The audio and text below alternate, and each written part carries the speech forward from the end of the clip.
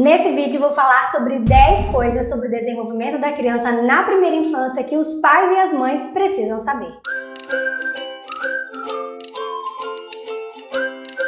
Oi, eu sou a Keila, bem-vindos de volta ao meu canal Movimento aqui de Sem Neuro. É muito bom ter você comigo aqui mais uma vez. Deixa eu contextualizar para vocês aqui antes de iniciar essa lista de 10 coisas. Para você que está assistindo meu vídeo pela primeira vez, eu sou profissional de educação física e sou psicomotricista. As 10 coisas que eu vou compartilhar aqui que você, papai e mamãe, precisa saber sobre o desenvolvimento do seu filho que está na primeira infância, essas questões vão ser baseadas no meu conhecimento na área de educação física, de psicomotricidade, ou seja, sobre o desenvolvimento motor, cognitivo e emocional da criança. Essas coisas vão auxiliar vocês no dia a dia com os filhos e vão auxiliar vocês a entenderem as fases de desenvolvimento dos seus filhos e algumas coisas importantíssimas que você precisa saber para que você não caia em alguns mitos que provavelmente você já deve ter ouvido. Número 1. Cada criança não tem o seu tempo. Isso não tem a ver com a individualidade de cada criança. Cada criança precisa de se desenvolver dentro dos marcos de desenvolvimento esperados. E o que são esses marcos de desenvolvimento? São algumas habilidades, alguns avanços, algumas aprendizagens que a gente precisa ver nas crianças, que a gente espera que ocorra dentro de algumas faixas etárias. E geralmente você vê isso lá na caderneta de vacinação das crianças, que tem lá mês a mês o que essa criança tem que fazer. Por exemplo, sustentar o pescoço, a gente espera que ocorra até certo período, que essa criança levante, sustente esse tronco dela, aí daqui a pouco que essa criança sente com apoio, sente sozinha e assim sucessivamente. Então são algumas questões aí de marcos de desenvolvimento que a gente chama e que existem essas janelas de aprendizagem, essas janelas de oportunidade para que essa criança se desenvolva. Então, por exemplo, até 3 meses a gente espera que esse pescoço, a criança já tenha força nesse pescoço, que ela já controle esse pescoço. Se isso não aconteceu, isso deve acender uma luzinha para nós e se essa luzinha acende em você, você deve procurar a ajuda de um profissional capacitado, que poderá te ajudar, pois pode estar havendo aí algum atraso ou alguma dificuldade no processo de desenvolvimento da sua criança. Telas não estimulam motricidade fina. Motricidade fina é a capacidade neuromotora de controlar pequenos grupos musculares, que são eles: mãos, braços, pés e músculos orofaciais, os músculos aqui, ó, da face. Me diga, como é que o celular pode estimular a motricidade fina se ele não estimula nada a não ser o movimento do indicador? Ou quem sabe, aqui o polegar, né? Quando a gente fica passando para lá e para cá, mexendo, digitando, o máximo que a criança vai fazer é isso aqui, ou isso aqui. Como que isso estimula a motricidade fina? Agora que você já sabe o que é motricidade fina. Outra questão, quanto mais a criança utiliza o celular, tablet, mais esse movimento se torna automático. Não há nenhum esforço cognitivo e motor para realizar esses movimentos aqui da mão. E movimentos automáticos não são controlados pelo córtex motor. Lembra aquele arquinho? Esse aqui? Então, ou seja, quase não há estímulos. E aí você pode estar se questionando, mas quando está jogando um videogame, algo educativo, está tendo uma aprendizagem. O repertório de possibilidades de movimentos nos videogames são restritos e repetitivos, praticamente automáticos. Agora, algo que realmente as telas vão estimular no teu filho é o sedentarismo. E o sedentarismo traz algumas questões para o organismo do seu filho. Obesidade e sedentarismo são morbidades que colocam a saúde cardiovascular do seu filho em risco. E isso é muito sério. O uso constante das telas pelo seu filho, seja celular, tablet, notebook, computador, televisão, faz com que o seu filho fique lá parado. E aí ele não vai estimular o músculo coração. O coração é um músculo e ele precisa de estimulação. E aí a sua criança está lá parado, não tem movimento, não tem estímulo. Como que vai ficar a saúde cardiovascular dela? Ela não vai se movimentar tanto quanto ela necessita. E o coração também precisa ser exercitado. Outra área na saúde do seu filho que vai ser afetada: olhos. Durante a pandemia, aí, a gente pôde perceber uma epidemia de questões visuais das nossas crianças, miopias e outros problemas oftalmológicos aí nas crianças que não era para estar nessa idade tendo essas questões. Mas por quê? Excessivamente, principalmente em celular e tablet, que são coisas que estão aqui, ó, ligadas bem pertinho do olho delas, né? Televisão é raro a gente ver as crianças na televisão, em geral é celular e tablet. Então, a questão da saúde dos olhos do seu filho também é algo sério e importantíssimo de levar em conta no desenvolvimento do seu filho. E aí muitas vezes a gente pensa assim, mas pelo menos tá lá na frente, lá tá quietinha, não tá fazendo barulho, eu vou poder fazer as minhas coisas. Mas, gente, a gente precisa também entender que ficar lá quietinha, parada, assistindo, traz mais prejuízos para o desenvolvimento do seu filho na primeira infância do que benefício. Então, será que vale a pena? A gente precisa pesar aí na balança, na nossa realidade. Não estou aqui acusando você, querendo ensinar para você como que você cria, cuida da sua criança. Só estou trazendo questões importantes que você precisa repensar, reanalisar e reorganizar no dia a dia do seu filho. E aí outra questão você pode trazer para mim, mas Keila, meu filho gosta tanto das telas, mas você sabe por que ele gosta tanto de ficar aqui? Porque é fácil, não é preciso pensar, não é preciso criar, inventar nada, é fácil ficar aqui. Então, tá tendo prejuízos neurológicos, porque o seu filho não vai colocar a cachola para trabalhar. Por isso que as crianças são capazes de cochilar enquanto mastigam alguma coisa, por isso que pessoas dormem lá no volante, porque são atividades automáticas que já aprendeu a fazer, então não há ativação cerebral suficiente, então é fácil para o cérebro aquilo. Por isso que o teu filho gosta das telas. Mas não é porque ele gosta que você vai deixar lá, né? Você já viu aí o tanto de prejuízo que tem para o seu filho, muito mais prejuízo na primeira infância do que benefício. Terceira questão. Deixar na tela acalma. Isso é um baita engano, isso é um mito. As telas hiperestimulam o cérebro do seu filho. Aparentemente, parece que ele tá lá quietinho, mas presta atenção no seu filho. Se depois de ter muito tempo de tela, se ele não fica uma criança agitada, chora fácil, irrita com facilidade, quer tudo no tempo dele, não sabe esperar, é uma criança que perde muita concentração, atenção e foco. Presta atenção, que eu tenho certeza que essas questões vão aparecer no comportamento do seu filho, seja no comportamento verbal, na linguagem ou no comportamento corporal, no movimento, mas vão aparecer. E faz aí um teste, deixa um dia inteiro sem e presta atenção como que o comportamento dele vai ficar. Ele vai ficar menos agitado. Por que isso? Porque há muita estimulação lá nas telas, existem muitas coisas acontecendo ao mesmo tempo, existem muitas cores, muitas informações sonoras, muitas informações visuais e tudo isso está acontecendo ao mesmo tempo. Nós já ficamos super ligados, imagina esse cérebro que está em desenvolvimento, imagina esse cérebro que ainda não tem a parte frontal, que tem o freio inibitório, que é a capacidade de dar uma segurada na gente, de refrearmos, que esse cérebro dessa criança ainda não tem. Imagina só como que esse cérebro não fica loucão. Então isso é um mito, isso não é verdade.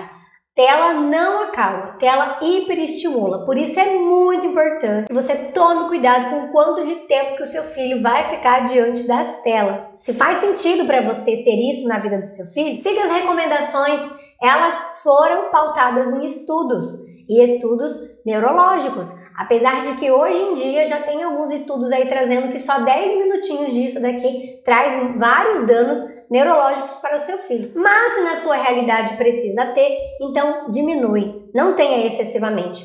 Você sabe qual é o tempo indicado? Segundo a Organização Mundial da Saúde, as crianças de até 2 anos é 0 tela, porque é um cérebro muito imaturo que não dá conta das telas, por conta dessa hiperestimulação, ou seja, esse excesso de informação que há ali. A partir de 2 anos até 5, 6 anos, 1 hora por dia. E eu indico que essa 1 hora seja picadinha durante o dia, seja fatiadinho. Um pouquinho aqui, um pouquinho ali, até que tudo some e dê 60 minutos, 1 hora. Por quê? Porque vai ter essa quebra de tempo e o cérebro vai ter esse espaço para dar uma relaxada, para dar uma respirada, digamos assim, ok? Espero que tenha ficado claro que você não caia mais nesse medo. 4. Meu filho não anda porque é preguiçoso. Preguiça não é um quadro que tem base científica ou que vá dar informações clínicas para informar o porquê daquele atraso. Isso é algo que nós taxamos a criança, nós qualificamos, vamos dizer assim, damos essa qualidade de preguiçoso para a criança. E se você fala que ela é preguiçosa, ela realmente vai ser preguiçosa, porque é essa informação que está entrando para ela. A criança não andou e a gente espera que a criança ande até 18 meses.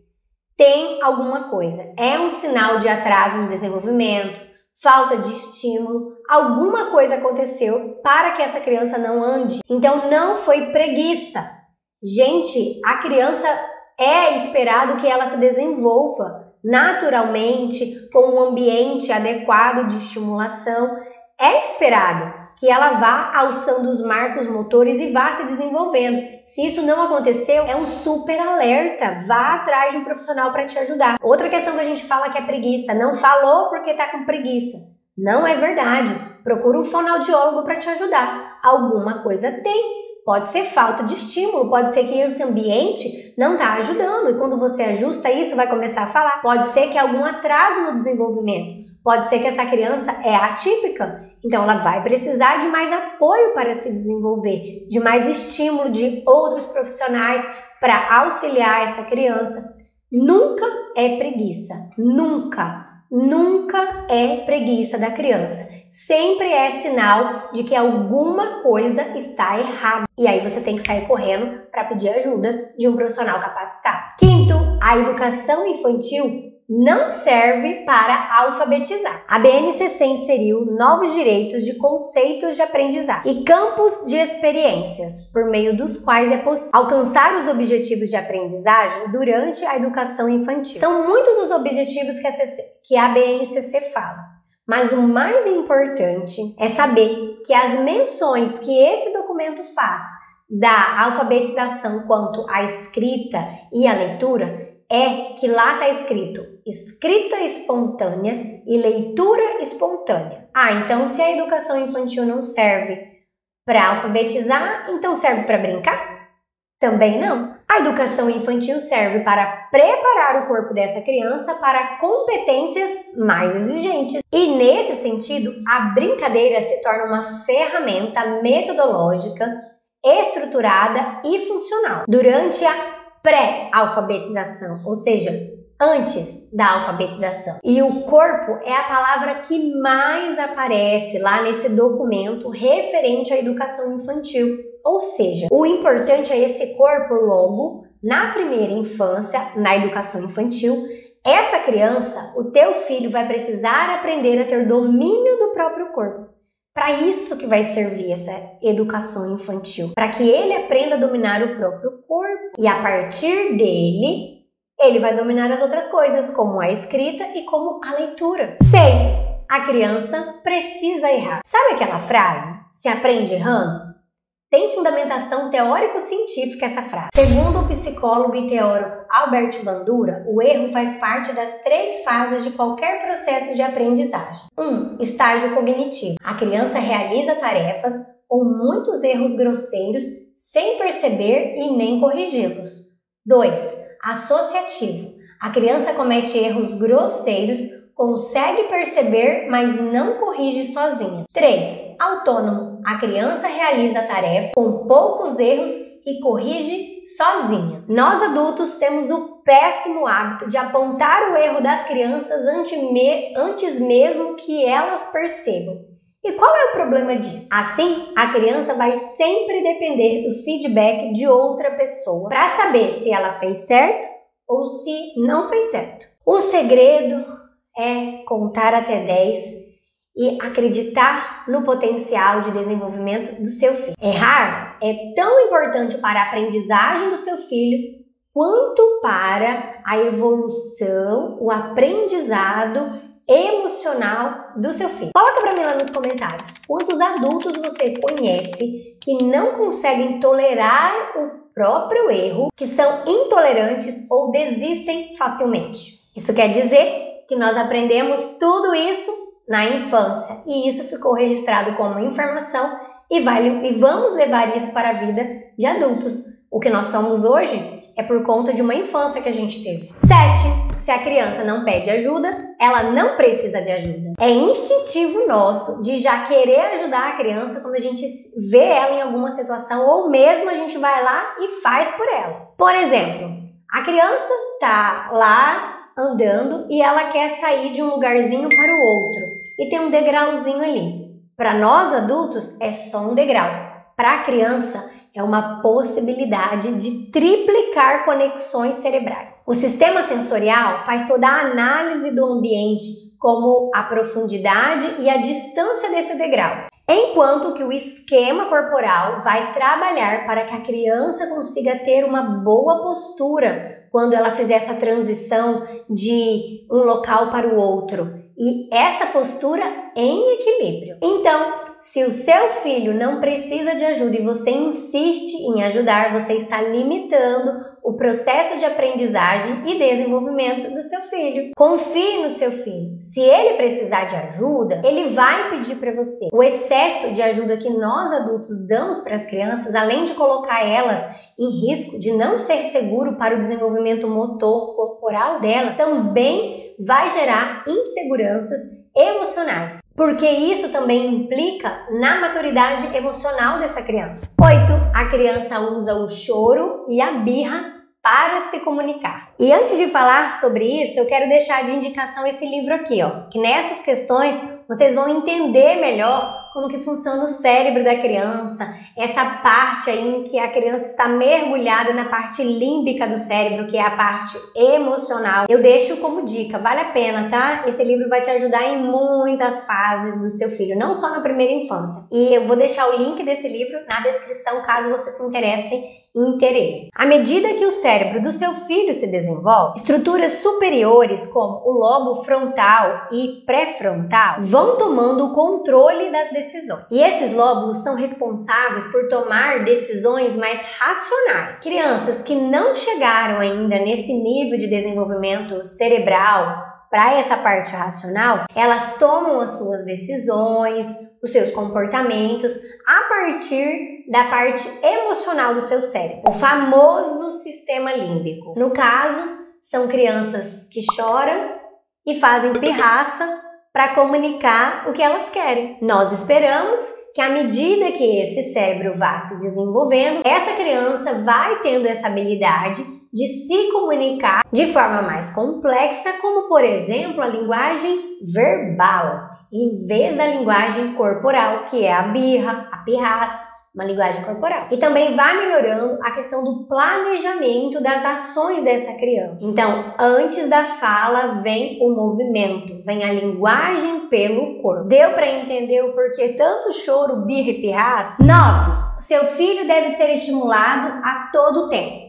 Primeiro, a gente tem que desvincular essa questão de estimulação com atividade estruturada. Atividades não estruturadas também estimulam seu filho. Muitos pais e mães perdem a oportunidade buscando estratégias pedagógicas para estimular os seus filhos. Mas, deixa eu te contar uma coisa. Você tem na sua casa algo que é do seu dia a dia e que vai estimular muito o seu filho. A rotina diária da sua casa, as atividades que têm que ser realizadas na casa são atividades não estruturadas que estimulam o seu filho e você não precisa sair por aí procurando ideias de atividades e brincadeiras para fazer. Isso tem o seu valor? Claro que tem, mas essas oportunidades que vocês têm diariamente são excelentes ferramentas para vocês. Inclusive aqui no meu canal eu tenho essa playlist que eu falo mais profundamente sobre isso. Caso te interesse, eu vou deixar o link dessa playlist na descrição para você conferir depois. Por exemplo, enquanto você está trocando a roupa do seu filho, você pode brincar com ele, propor desafios divertidos para ele. Ensine as partes do corpo para o teu filho enquanto você está dando banho para ele. Fale sobre questões de números, de quantidade lá na cozinha, enquanto vocês estão preparando uma receita. Dá uma cestinha para ele, uma bacia para ele ir catando as coisinhas que estão espalhadas por aí, para ele ir colocando. Você está trabalhando coordenação visomotora do seu filho. Muda as coisas de lugar e vai perguntando para ele o que foi que você trocou de lugar. Trabalhe, ofereça texturas, sabores, cheiros diferentes na hora do almoço, da janta, na hora de comer. Favoreça momentos de brincadeiras livres para estimular a independência, a criatividade. Trabalhe com a questão de pareamento, de agrupamento de coisas iguais na hora de guardar a roupa. Por exemplo, ele vai juntando os parzinhos de meias iguais. Ele vai separando os que são shorts, os que são blusa, que são vestido, que são... enfim, vai juntando os pares de calçados iguais. Olha quanta coisa que está fazendo aí. Pareamento, classificação, saber igual e diferente.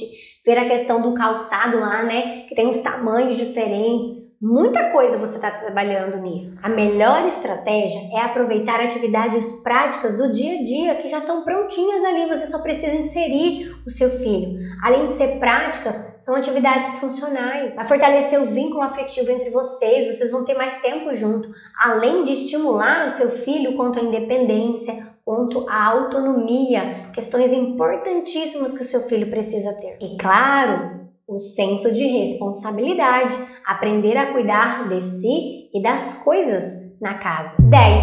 O seu filho precisa ficar à toa. O resultado de muitas atividades, muitos afazeres para nós adultos é estresse, níveis elevados de estresse.